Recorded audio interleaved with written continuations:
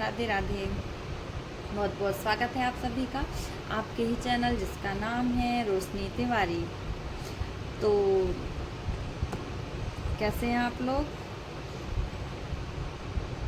मुझे पता है आप सभी लोग अच्छे होंगे, मैं भी अच्छी हूँ। आज अपन जानेंगे वट सावित्री व्रत के बारे में। वट सावित्री व्रत जो कि आने वाला है 16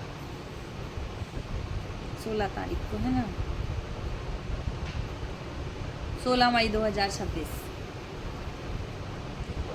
बहुत सी लेडीज़ें हैं जो व्रत करती हैं और बहुत सी हैं जो करना चाहती हैं लेकिन वो अभी व्रत के बारे में कुछ भी नहीं जानती हैं।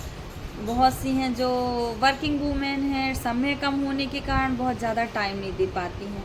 तो मैं बहुत छोटे रूप में आप लोगों को वट सावित्री के बारे में बताती हूँ। अगर पसंद आए तो चैनल को लाइक करिएगा, सब्सक्राइब करिएगा और कमेंट करके बताइएगा किस व्रत के बारे में या किसी भी समस्या के बारे में आप लोग कुछ जानना चाहते हैं तो मुझसे आप पूछ सकते हैं। अब समय को ख़राब नहीं करते हैं, जल्दी जल्दी वट सावित्री व्रत के बारे में जानते हैं। जो देखो महिलाएं जो होती हैं ना, वो इतने सारे व्रत अपने पति के लिए, बच्चों के लिए करती हैं। चाहे लड़ाई हो, झगड़ा हो, वट सावित्री का व्रत हो गया, बहुत से और भी व्रत हैं। धीरे धीरे करके मैं आपको सभी के बारे में बताऊंगी।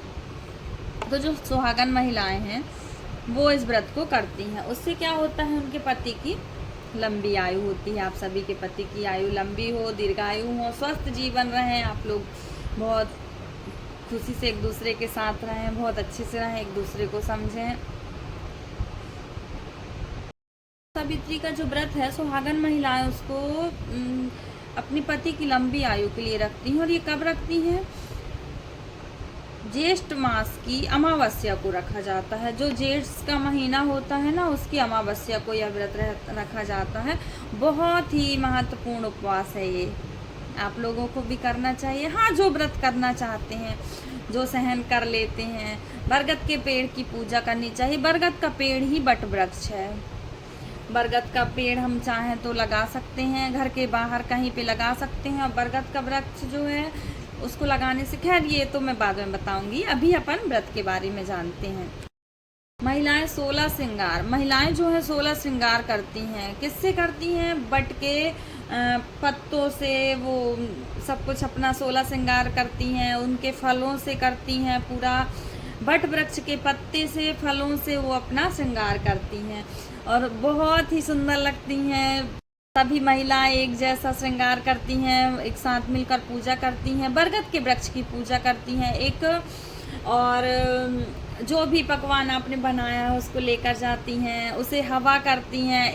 इस दिन हम शरबत भी बांट सकते हैं, कोई भी शरबत।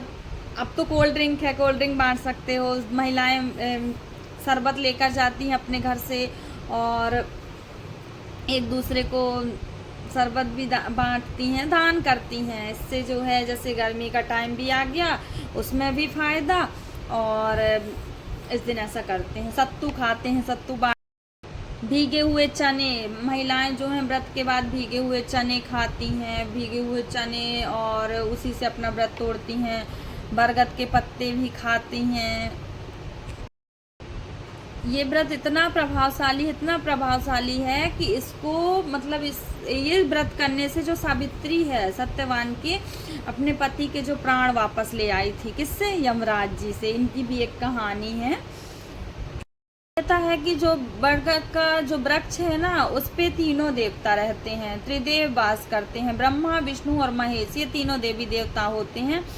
और अमावस का दिन है, उस दिन बरगद के पेड़ की पूजा करने से जिनको मंगल दोष है, जिनको बहुत तेज गुस्सा आता है या कुछ भी, उनको भी शांति होती है। घर में कलह कम होती है। का मौली धागा लेकर बरगद के पेड़ के चक्कर लगाते हैं, 7 फेरे 11 फेरे जितने आप लगाना चाहते हैं। कई लोग 12 भी लगाते हैं, आप लोग लगा सकते हैं। और आरती करते हैं। और जो ये अपन लोग उस दिन तृतीया के दिन जो हम लोग गुड्डा गुड़ियों की पूजा मतलब शादी करते हैं ना, इस दिन उनकी गांठ भी छोड़ी जाती है, गांठ बांध देते हैं, गठबंधन होता है उसको छोड़ देते हैं बरगद के पेड़ के नीचे ही ले जाकर।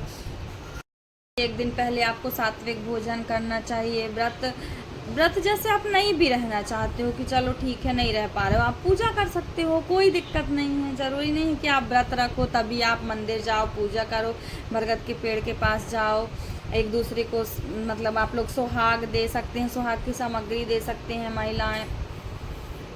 और सावित्री जी की और यमराज की उस दिन पूजा होती है। और एक सदा सुहागन का फूल होता है, सदा सुहागन का फूल तो जानते होंगे, उसको ज़रूर चढ़ाया जाता है उस दिन। बहुत ज़्यादा तो नहीं, छोटे रूप में मैंने बताया। और कुछ आप जानना चाहते हैं तो कमेंट में आप पूछ सकते हैं। बहुत ही अच्छा व्रत है, आप सब लोग करिए। और किसी व्रत के बारे में या आप कुंडली के बारे में आप कुछ पूछना चाहते हैं तो आप मुझसे कमेंट पर पूछ सकते हैं, मैं आप लोगों को जानकारी दे दूँगी। सभी लोग स्वस्थ रहें, मस्त रहें, ईश्वर आप लोगों की मनोकामना पूरी करें, आपकी, आपके पति की, आपके बच्चों की दीर्घायु हो, स्वस्थ जीवन हो, खुशहाल जीवन हो, बहुत खुश रहिए, बहुत मस्त रहिए। जय श्री राधे।